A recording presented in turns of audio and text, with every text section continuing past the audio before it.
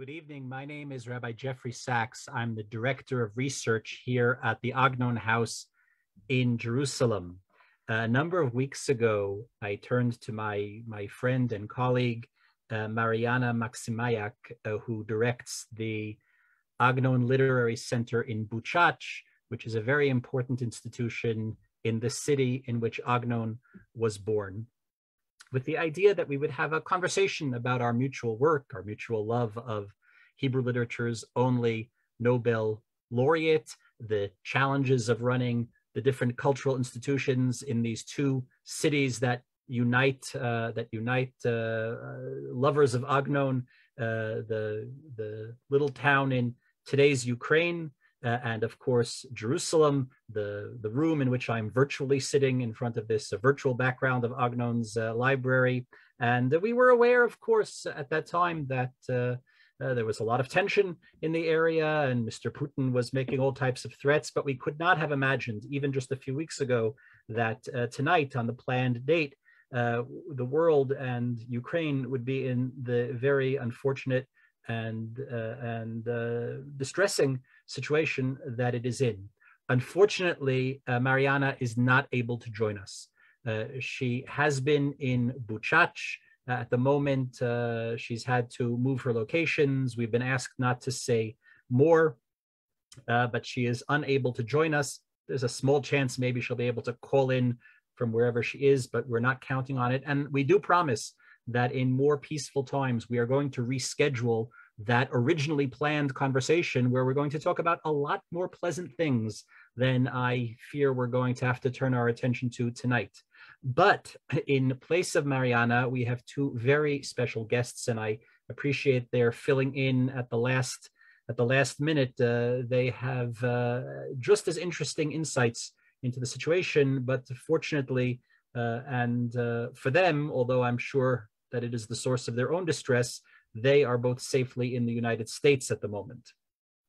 We have with us Natalia Fedushak, who is an international journalist who had spent a career active in reporting and journalism, principally in the former Soviet Union, and has been now for a number of years the Director of Communications for UJE, the Ukrainian Jewish Encounter, which is a very important foundation. I encourage you to look them up to find out more about their work. And among the important projects that UJE supports is the work of the Agnon Literary Center in Buchach. And we also have Vasil Machno. I always hope that I pronounced that right. How did I do, Vasil?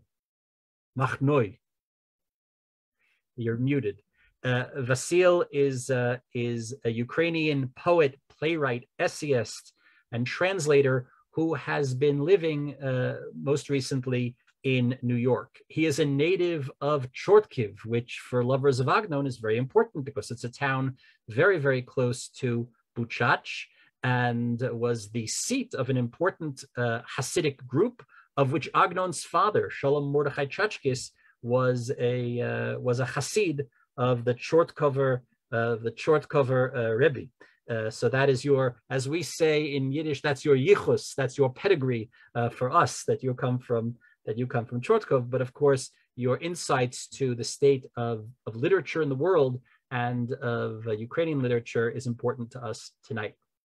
The idea was that we were going to be talking about Buchach, this small little town in what was part of the easternmost reaches of the Austro-Hungarian Empire once upon a time, but which throughout Agnon's life was part of the Austro-Hungarian Empire. I'm sorry, 1 second, please.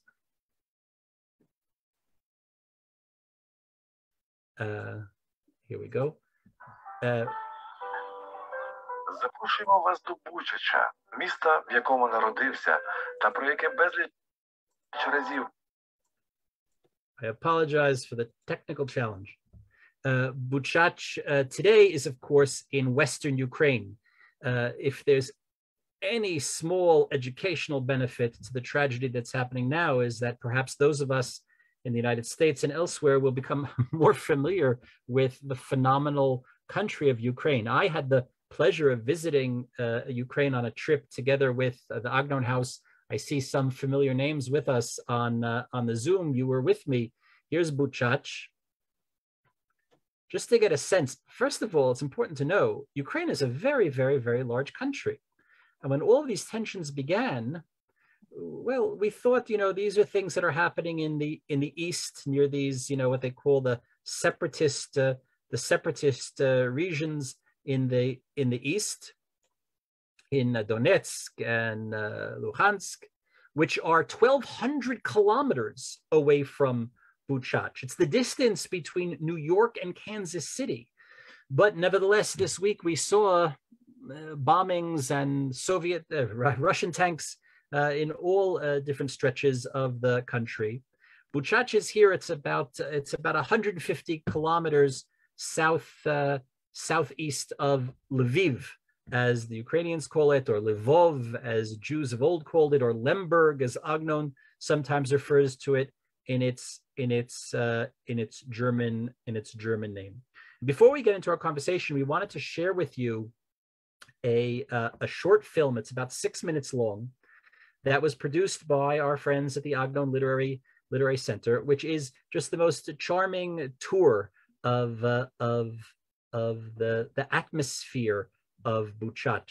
Agnon describes in his epic novel, A Guest for the Night, returning for this nostalgic midlife visit to the streets of Buchach, and how although everything has changed in the years that he had been away, which included all the years of World War I, there was something about the smell of the town, of millet boiled in honey, the evocative nature of smell to bring back so many childhood memories. So none of us, Vasil accepted, none of us, I presume, have childhood memories of Buchach. But as the great author Chaim Sabato once said about implanted memories, I smelled it once, I ate it once in a story by Agnon. We'll now walk the streets of Buchach, where many of us have never tread, but we all sense that we've been there because we've walked these streets in a story by Agnon.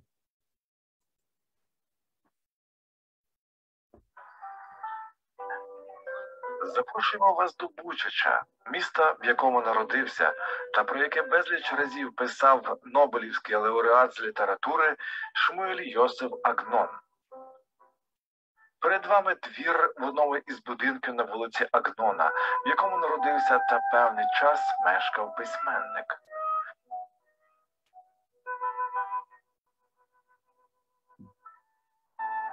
Сьогодні у цьому дворику вже впродовж 10 років діє простір арт-двір. Відкрита мистецька сцена, яка запрошує усіх охочих щоліта.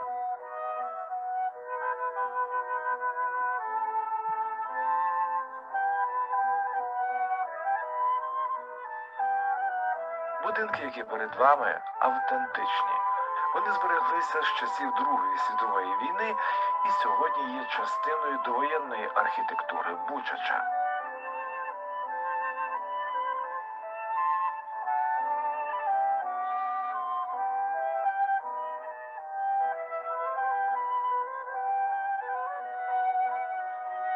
У межах дворику діє тематична літературна кав'ярня.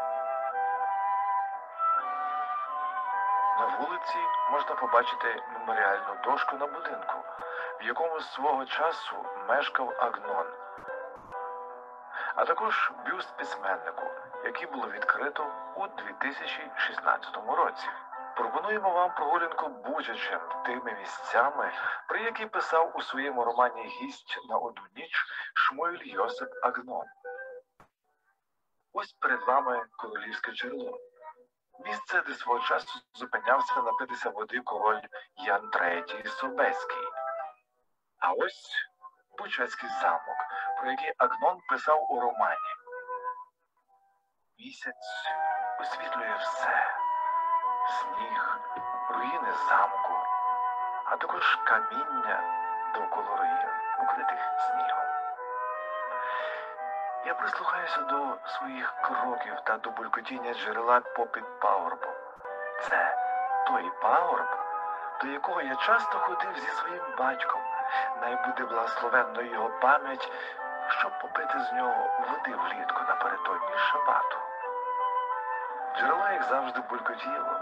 Його води стікали до прального ставка, а звідтам до річки Стрипи, яка зараз вкрита кригою.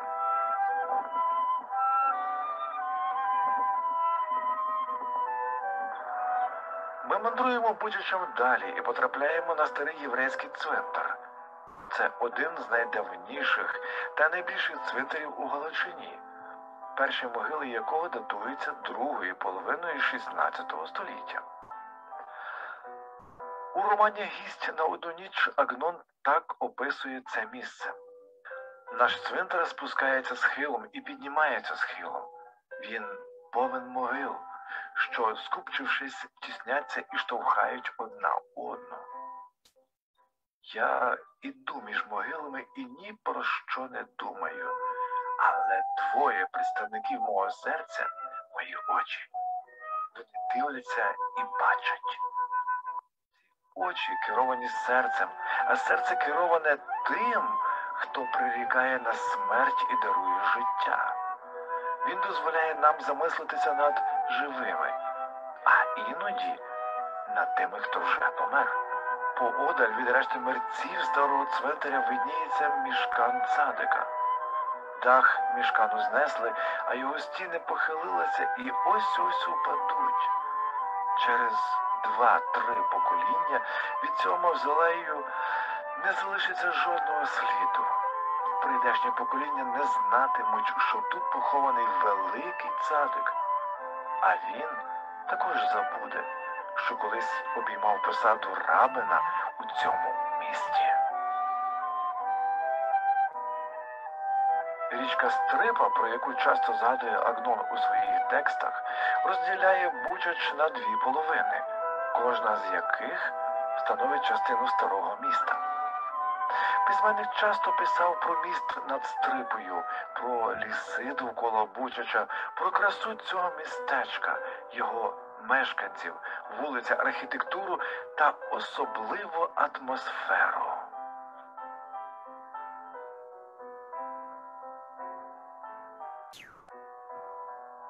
Досі у місті збережена вулиця, що колись називалася Гімназіальна. На ній зберігся будинок старої пошти, звідки Агнон молодим хлопцям надсилав свої вірші до відомих часописів. Збереглася давня вілла.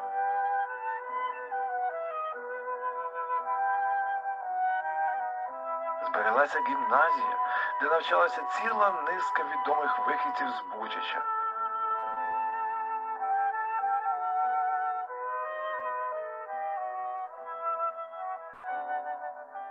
Зберігся палац для урочистих подій міста, збудований у 1905 році.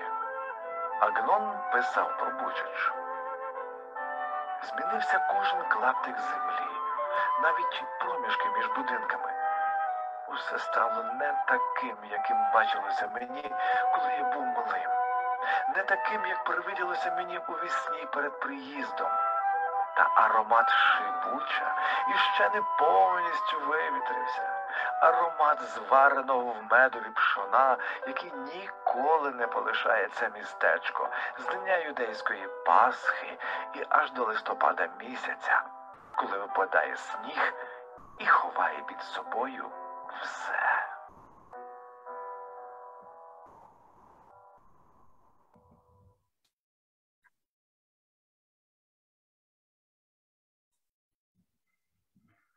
That was wonderful. Natalia and Vasil, if you could join me with your video cameras. Yes. There you go. And I'm sure Natalia will turn on her. I have to be let. I need to be let in. Let's see.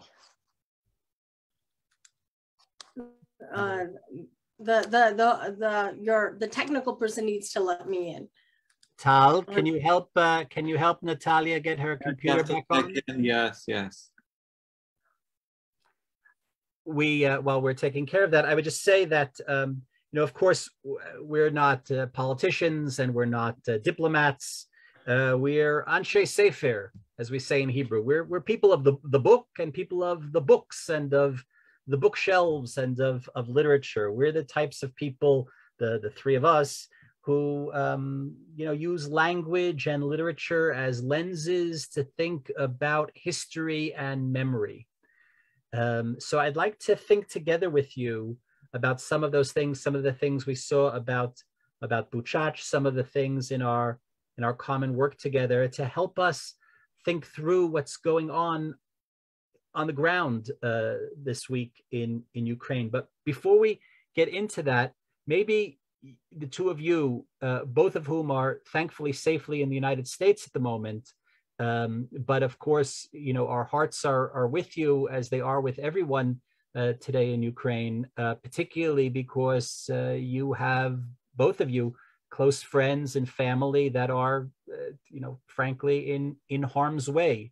So we, who are all following along very closely, in the safety of our own homes by watching television, listening to the news, but we all know, particularly those of us in Israel who, have been through our own experiences of war and trauma, we always know that the news, as reported outside, never gets it completely right. Even if the facts are correct, and often they're not, the nuance is often lost. That's the irony, that the news has no nuance. So help us understand, what don't we understand from what we absorb through the media?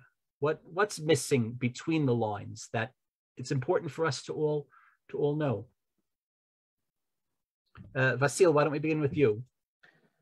Okay, thank you, Jeffrey, for inviting me to this conversation. Right now I'm staying in New York City, but my heart's in Ukraine, and my heart on the Ukrainian cities and streets and fields where Ukrainian troops fighting against aggressor. Several dangers warring in the air were issued over my city, Ternopil, where I lived until 2000. I can only imagine how people were as they hurried out of their warm apartment and ran the bomb shelters. It's the first time in Ukraine after World War II.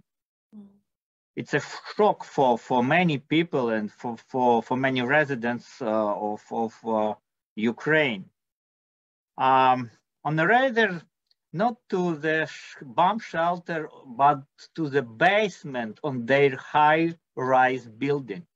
I don't know how many bomb shelters that in city or basement are nearby. The main things to have time to catch up and reflect.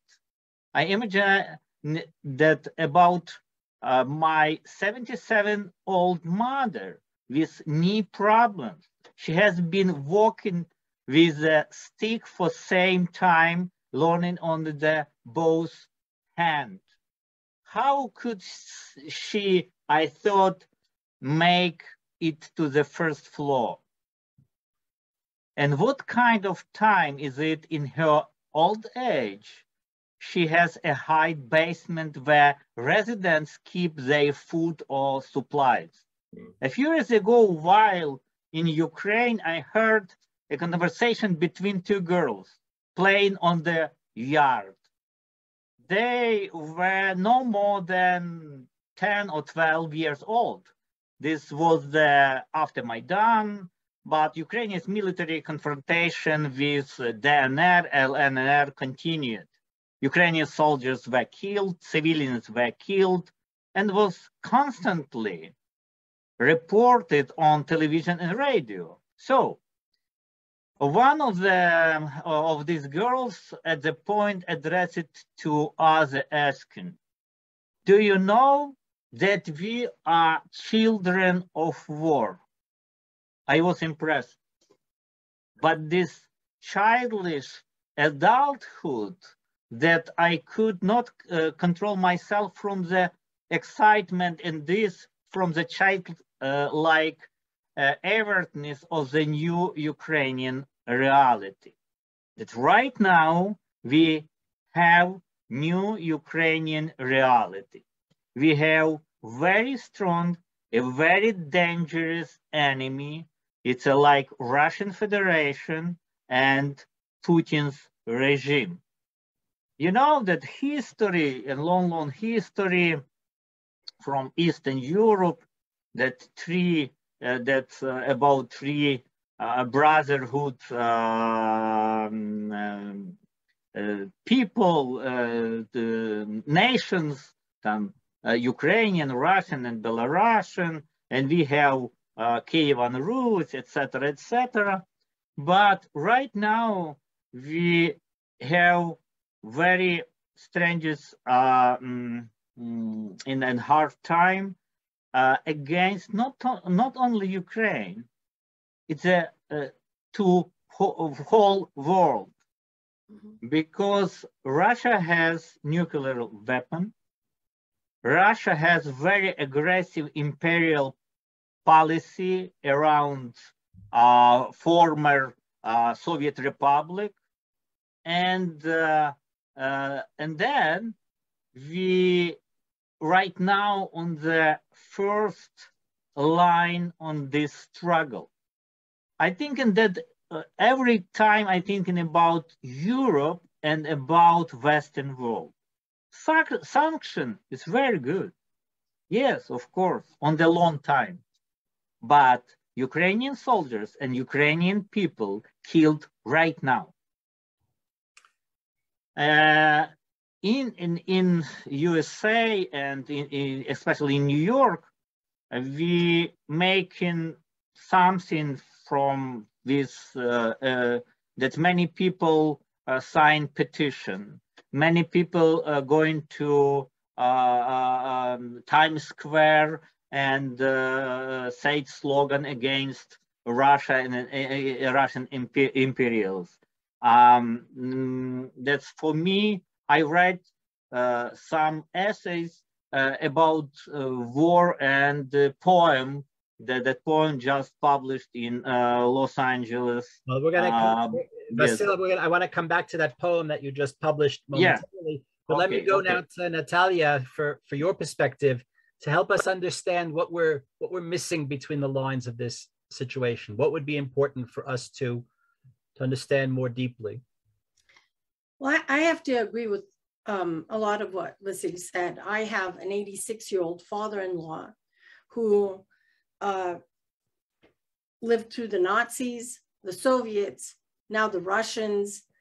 And this morning, from my sister-in-law got the note. We know how to communicate, so we know that they're okay. But what she said to me today, we're alive, bombs went off near us. And I think it's shocking. We're here in North America in the comfort of our homes. But I think what people have to understand and really deeply understand is that Vladimir Putin wants to destroy not only Ukraine and the lands on which Ukrainians and Jews have lived together for more than a millennium.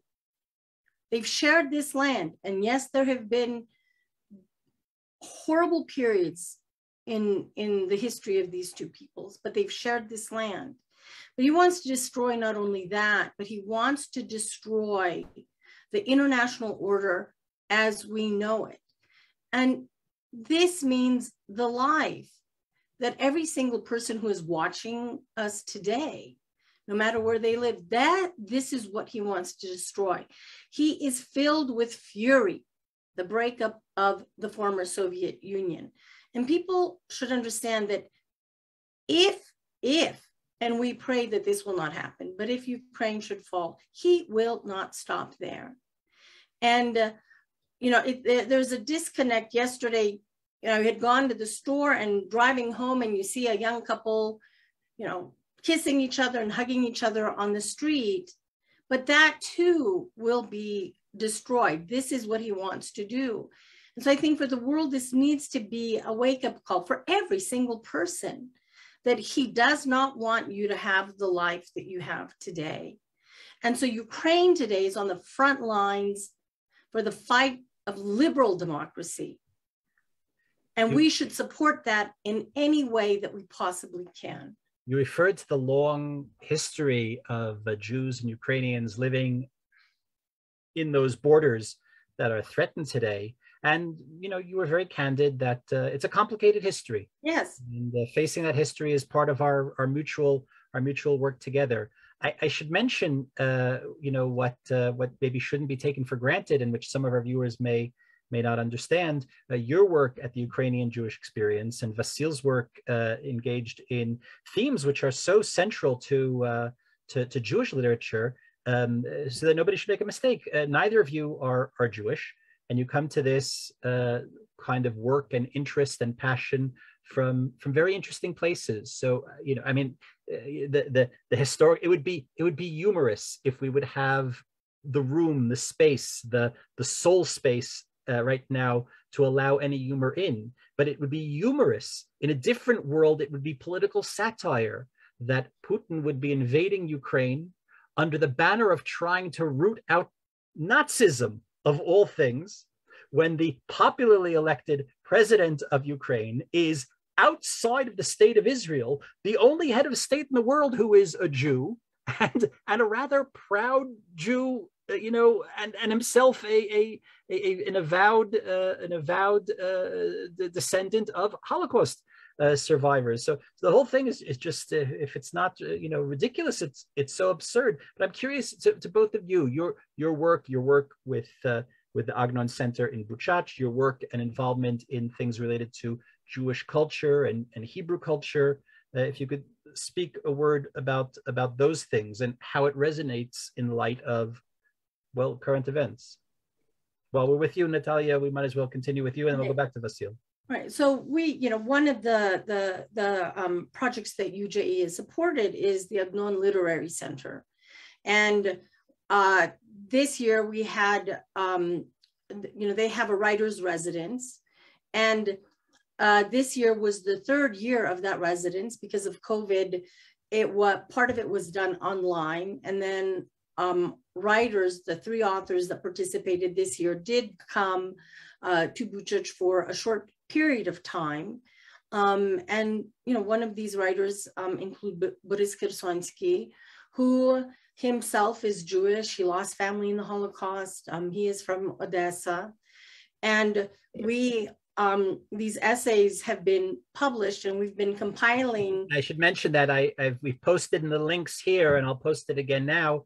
You can access all of these essays, these stories that the Ukrainian authors who spend residency time in Buchach write, and they're all writing, engaging with Agnon, with Agnon's work, with Agnon the person, with Buchach the place, and you can download them. They're of course available in Ukrainian and in English and in Hebrew as well. And on the links in the chat box, you can find those writings. So we were with Mariana, we were in the process of working, on the third book that is supposed to come from this residency.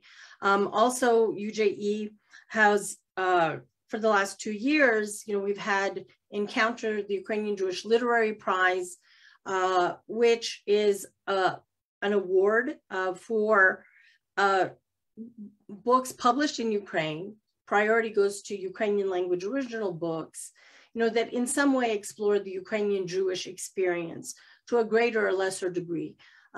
Vasil was the winner of the first year of the prize, and his book is Eternal Calendar, which is a very powerful story, and I think maybe Vasil will be able to tell you a little bit about it. And that was in the fiction category. We've alternated years, fiction the first year, nonfiction the second year.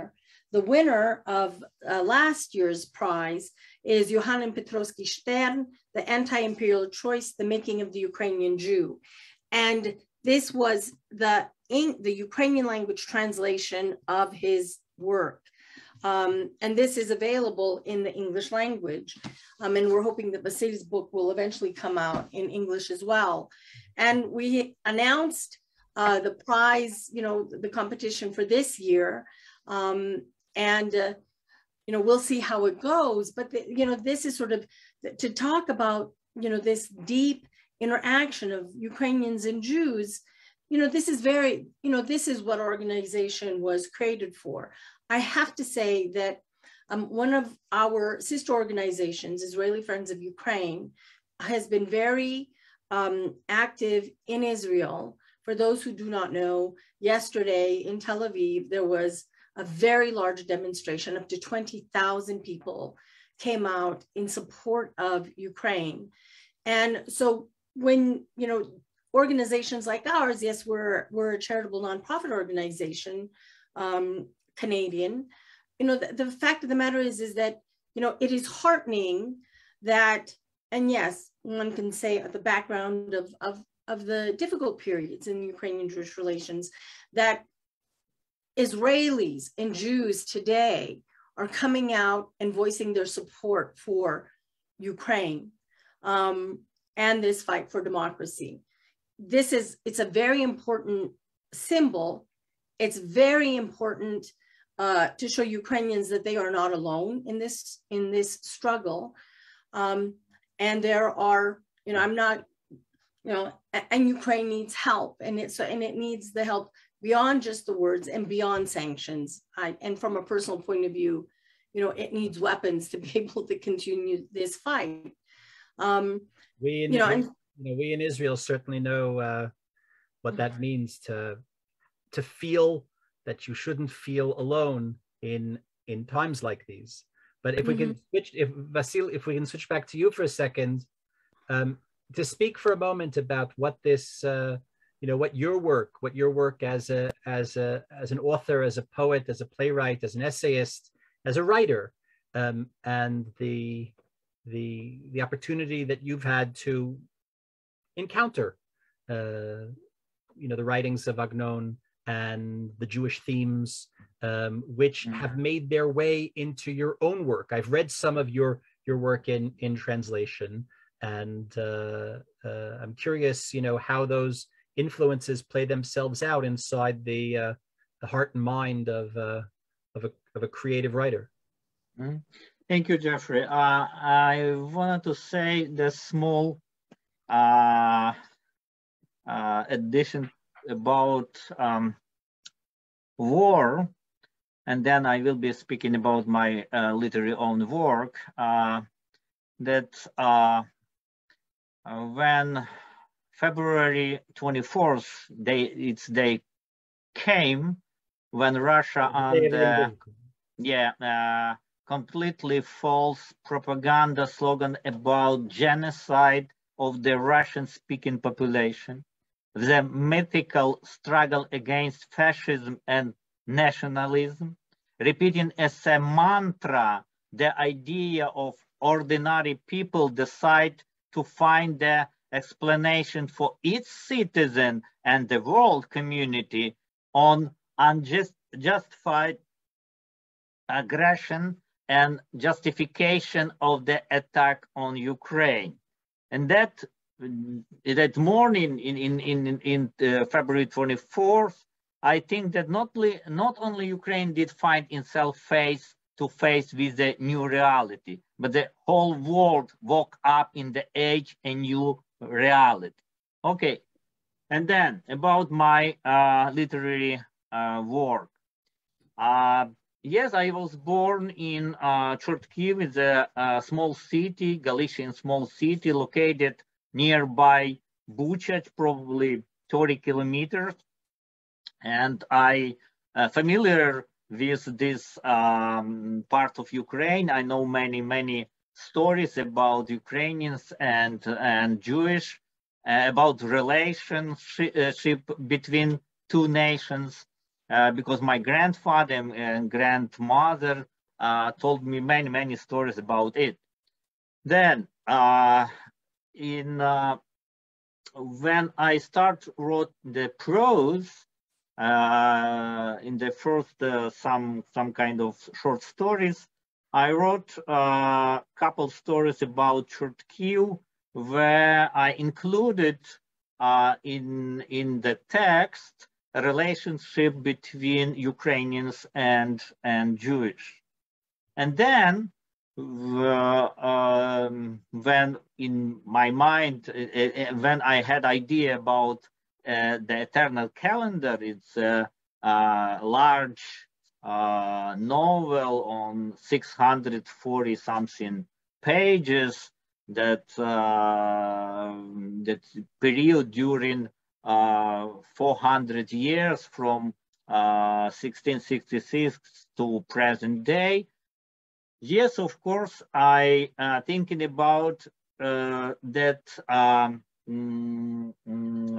strategic of my narration, and that I would like to think that in the first part and the second part, in the third part of my novel, that Ukrainians and Jewish people cooperation, struggle, and has different point of view on the history, on the local place, but in my mind, it's a multicultural, a multi-history situation. We have the borderland. On the borderland, the Galicia and borderland, Buchach is borderland, Chortkiev is borderland, and that land and people changed during world history. And my general idea to show for readers which this history change land and local people. That's very interesting. For Agnon, I mean, we've discussed this in the past. For Agnon, the sense of place is always so central. Mm-hmm. Agnon leaves Buchach at around the age of 20. And aside from one rather brief visit and then another microscopic visit at the time that his father dies, he never returns. But yet, he's always there. Buchach is always with him. You can take the boy out of Buchach, but you can't take the Buchach out of the boy, which is true for so many authors. And Vasily, I assume this is true for you. You're sitting now. You're in Brooklyn now. No, Staten Island. Staten Island. Oh, even worse.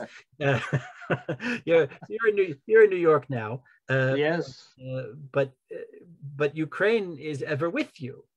In other words, absolutely, for the life of a writer, it haunts you. We talk about people who occupy territory, but there's also territory which occupies the person, and the act of writing is a way of both engaging that and also trying to exorcise it, to try to come to terms with it and what it means to you. So these are themes which are ever present in Agnon's writings.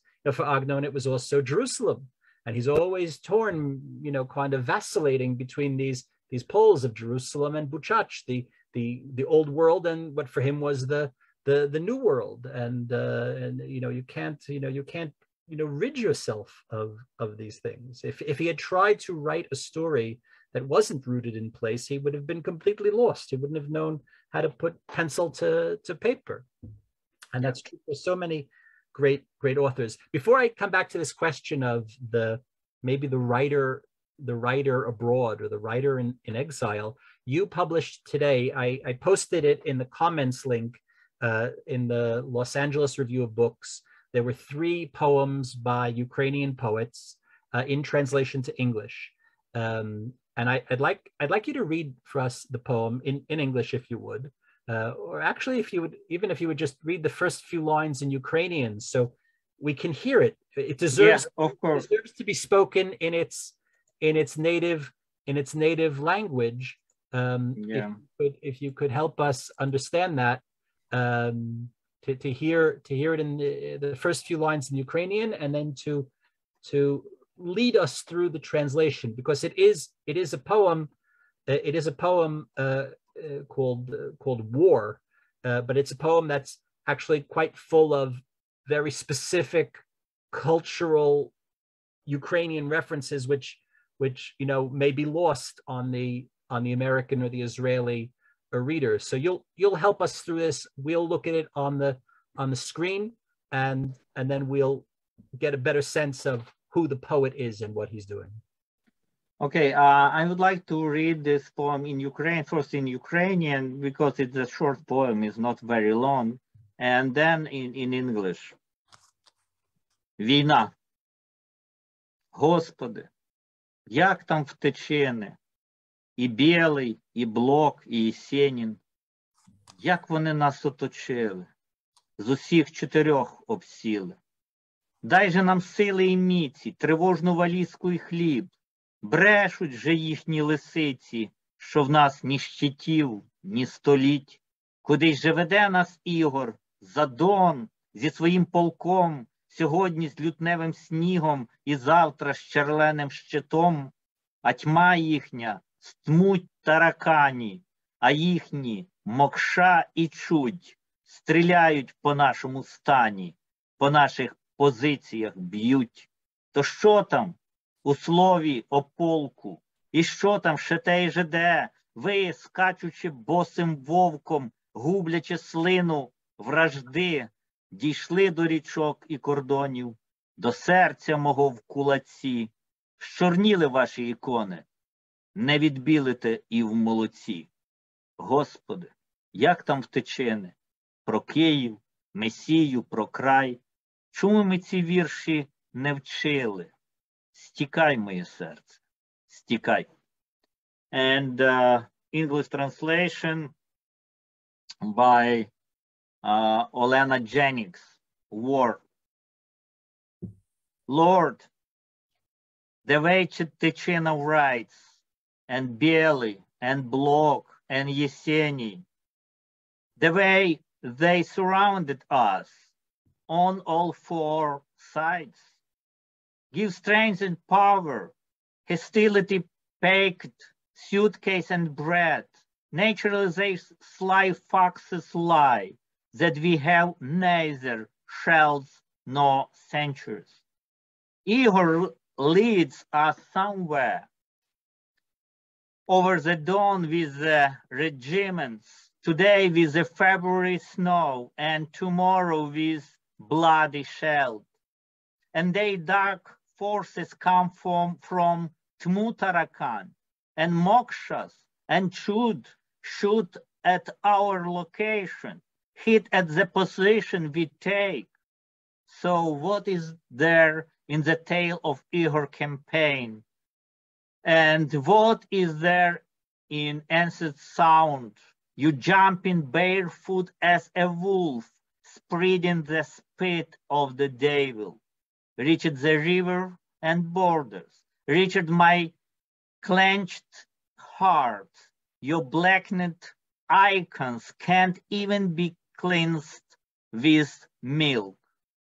Lord, the way Ticina writes about Kyiv, the Messiah, about the country, why didn't we learn these poems by heart?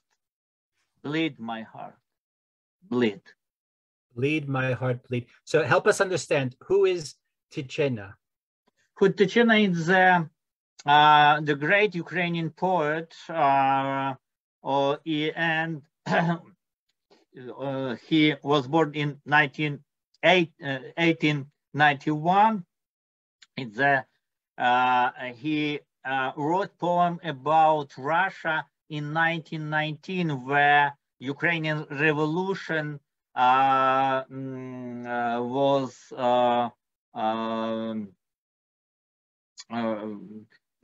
when Ukrainian revolution that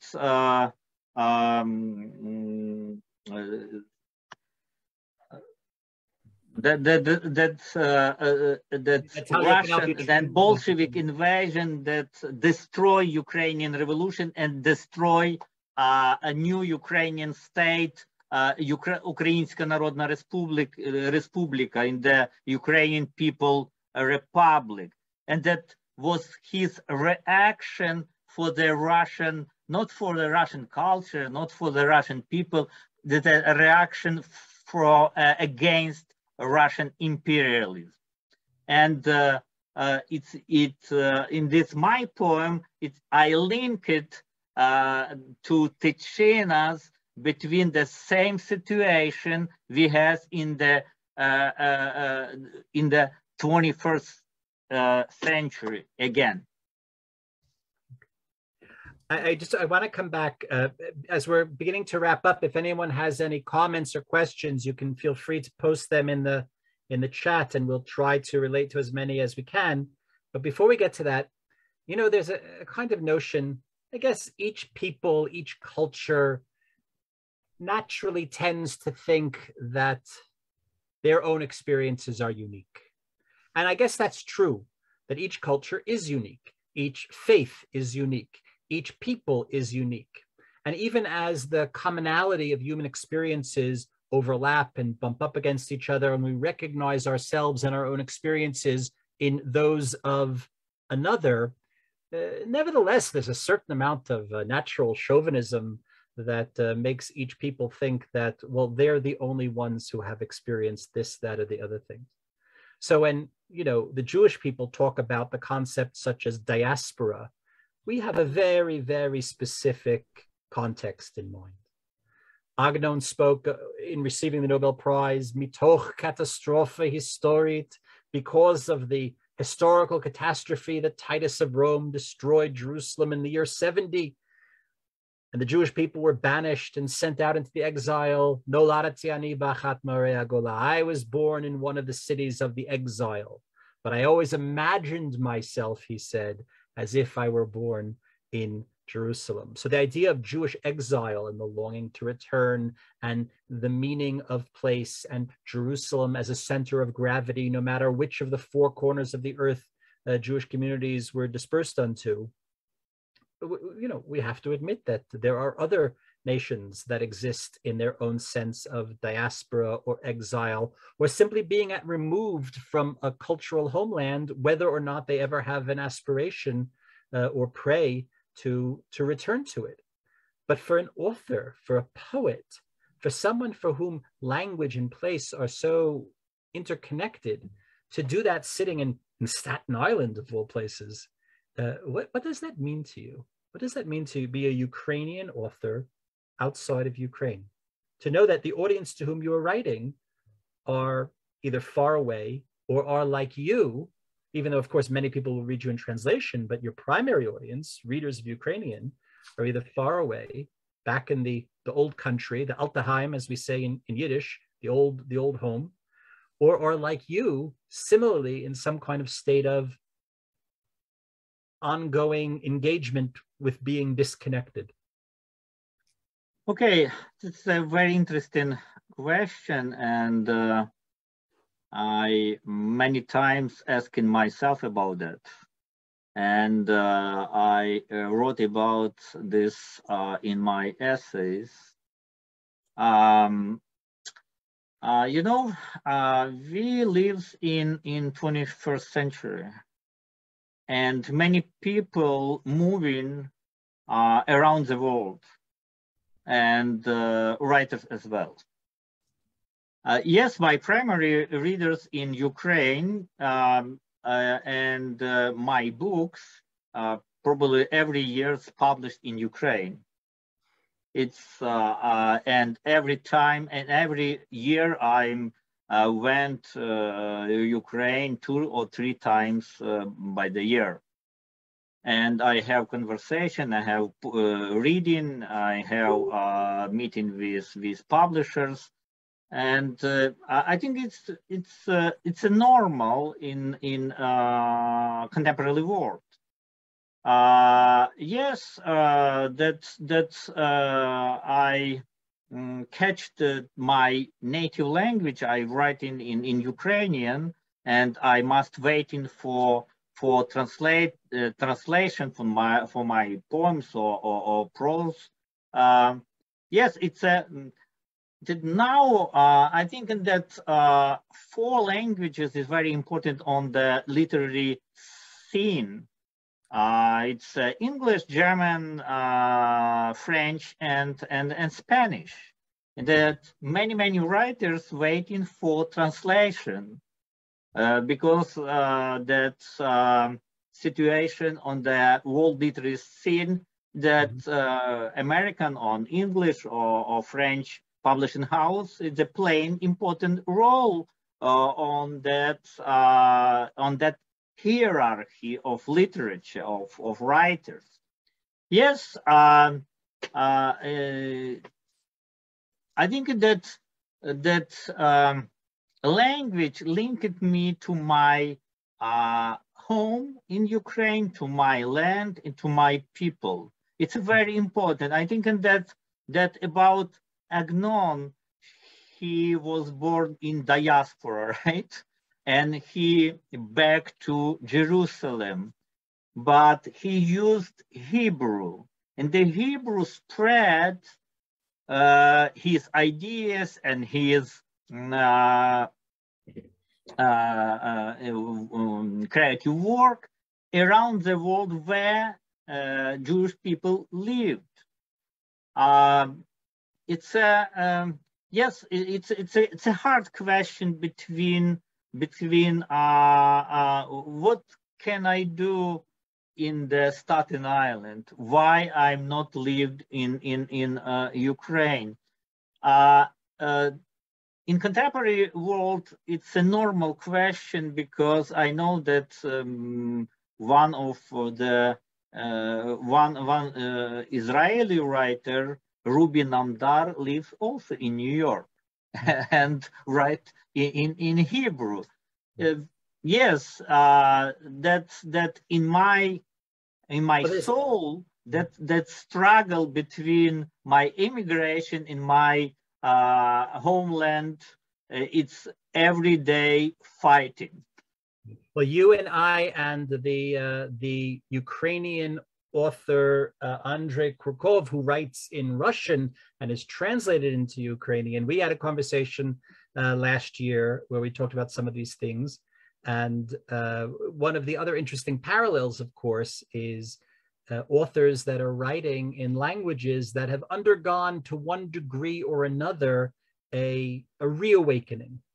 This Ukrainian was often suppressed under the years of the Soviet regime, and everything was Russified.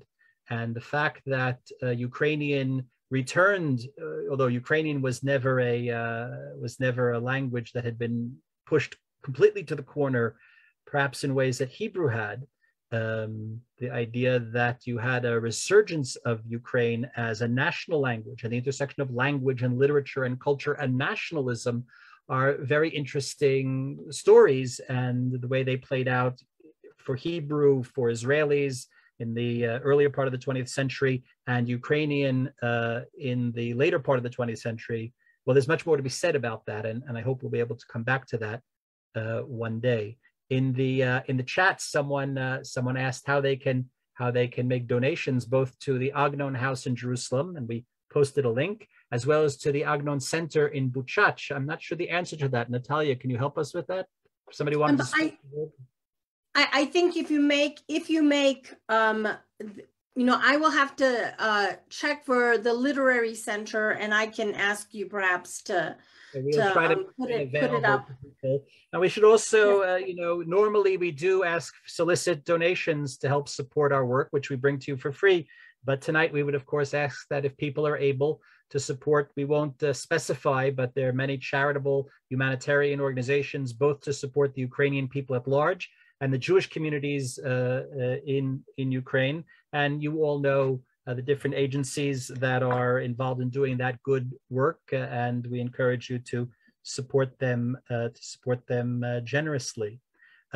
Natalia, just to come back to you, this question of diaspora, of being far, but yet, and the great medieval Hebrew poet Judah Halevi, sitting in Spain, wrote in the 11th century about his longings for Zion, his longings for Israel. My heart is in the east, but here I am, Besof HaMa'arav, at the the furthest end of the West, because, you know, Columbus hadn't yet come to discover there was anything further west than Spain, right? So you're really in the far West. Well, you know, I grew up in Colorado, where I live now, and I was born in Canada and immigrated to the United States at the age of 4. And I was listening to Vasyl, and, you know, when we talk about culture, you know, Ukraine is also a cultural space. It's, you know, people don't necessarily need to be in a certain country to be, you know, part of that cultural space. And for me, I always grew up feeling not rooted where I live. For me, you know, my father, who was born in Buchach and left Buchach at the age of 13 when the war broke out, instilled in me and my brother a very strong sense of identity. You know, in Denver, you know, he had a golden rule. You know, you have the doorway, America ends, and you cross, you know, into the home, and that's where Ukraine begins. And he was very strict that we speak Ukrainian at home, because he understood what immigration means. And so I very much grew up with the feeling what the cultural costs are. But I grew up feeling that I'm Ukrainian and feeling that Ukraine is my home.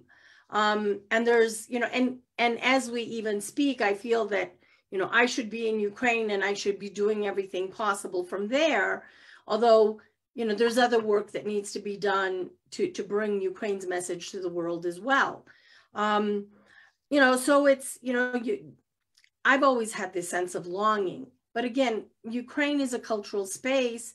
And I think some of the themes that we talk about, you know, Katerina Babkina, who's a Ukrainian, a very well-known Ukrainian writer, she was in Israel a number of years ago, and she had a reading at the in Tel Aviv.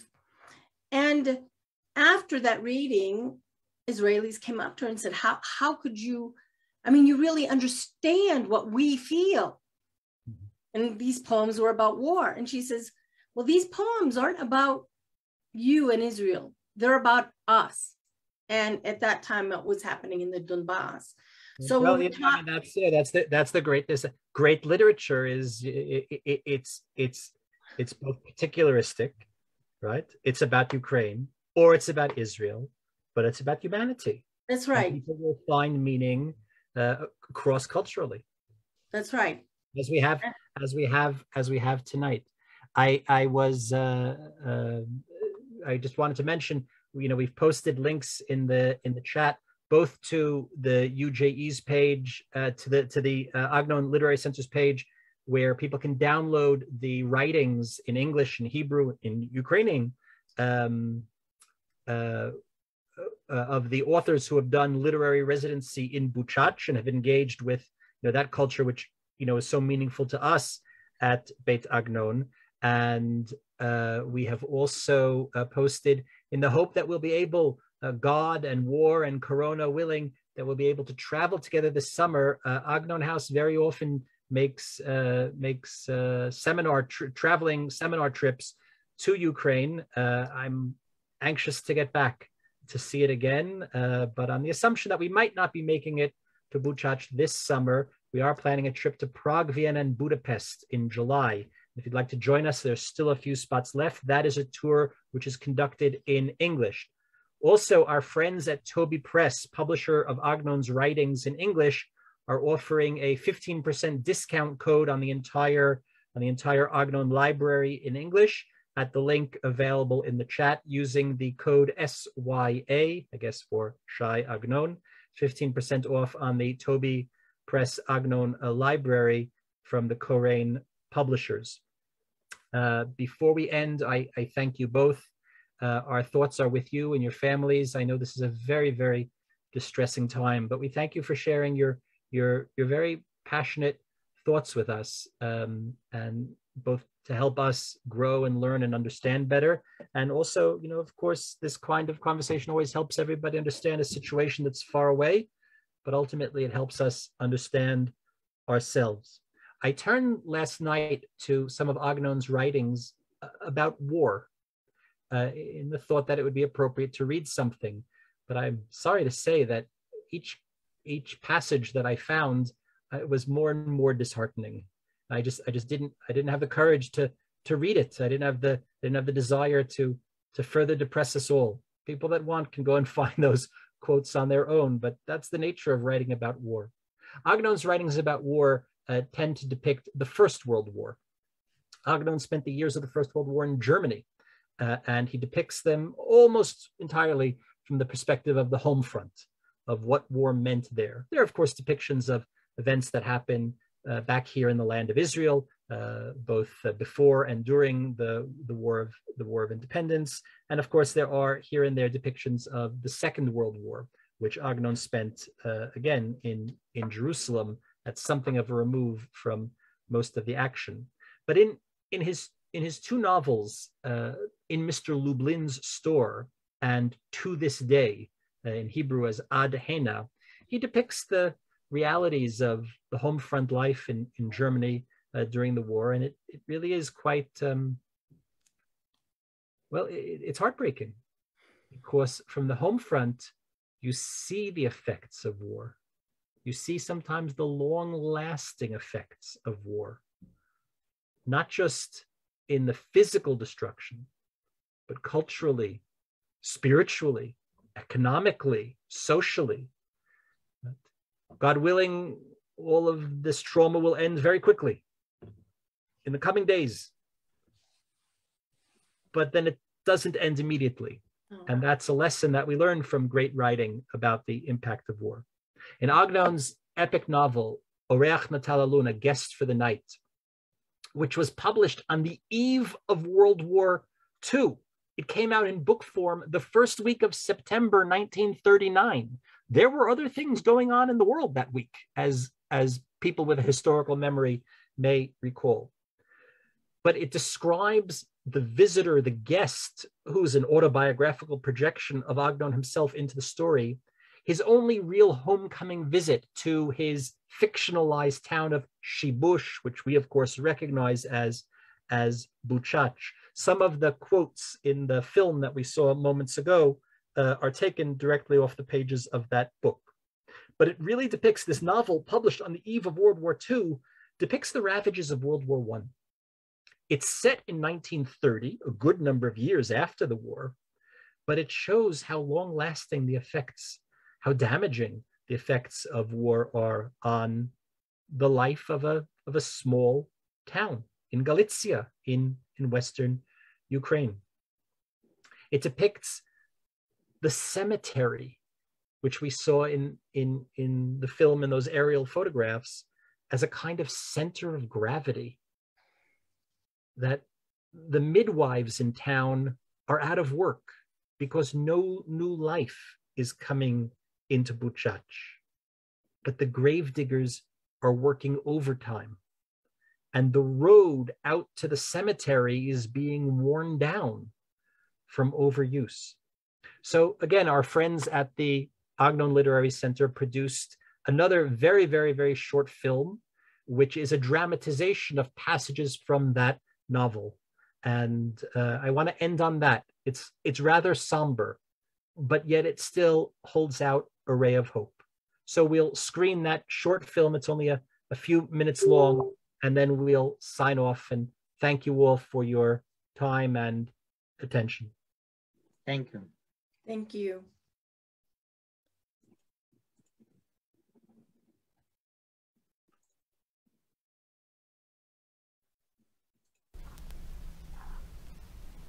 Спершу я сходив до далеких родичів, потім до близьких, і нарешті до найближчих, щоби вони встигли попередити моїх батьків про мій прихід, аби ті не зомліли від несподіванки. Я йду між могилами і ні про що не думаю. Але двоє представників мого серця, мої очі, вони дивляться і бачать, ці очі керовані серцем, а серце кероване тим, хто прирікає на смерть і дарує життя. Він дозволяє нам замислитися над живими, а інколи над тими, хто вже помер.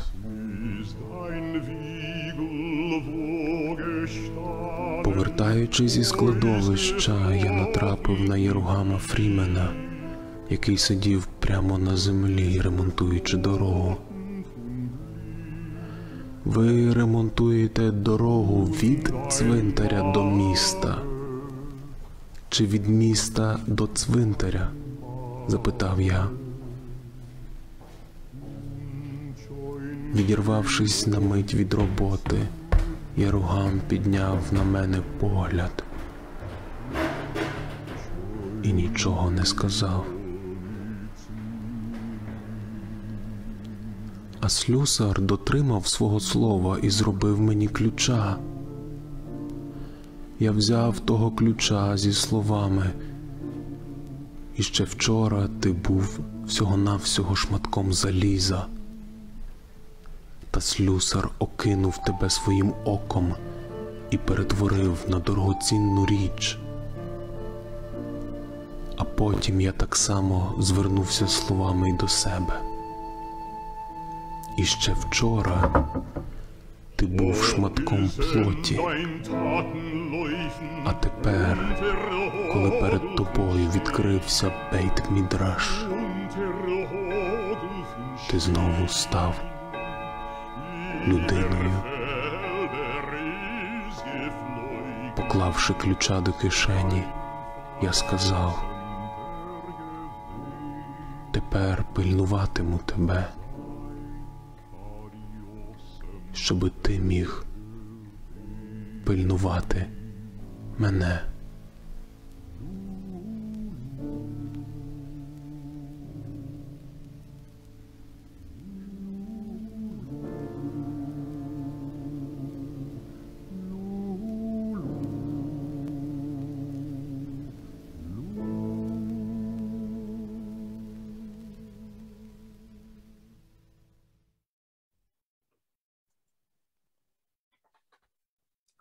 Thank you all. We hope we will meet again soon during more peaceful times. Thank you. Thank you.